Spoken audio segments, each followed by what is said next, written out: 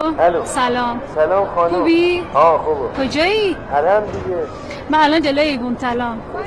تو هم اونجایی؟ نه زن انقلاب. خب پس اول من بگم یا تو بگی؟ اول تو. خب گوشی رو بگیر رو به گنبد. گرفتم بگو. سلام علیک یا علی ابن موسی رضا.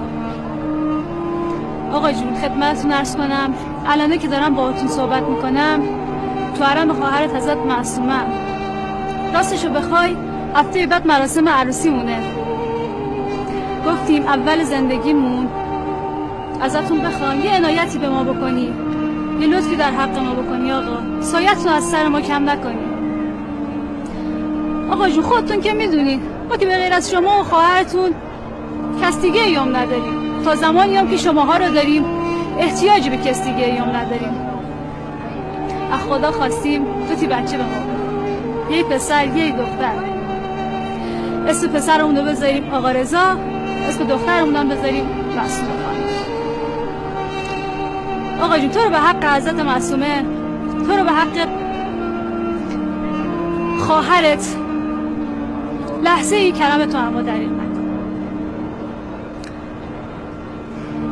من صحبتام تمام شد، گوشی رو میگیرم رو به گنبد، تو حرفتو بزن.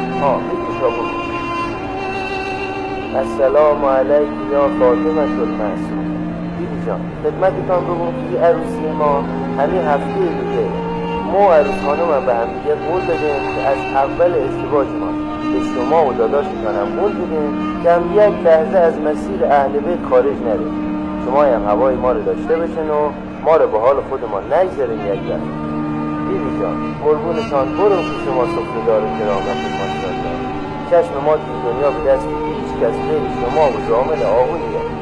سفارش ما رو هم با آقای امام رضا خودمان بکنیم.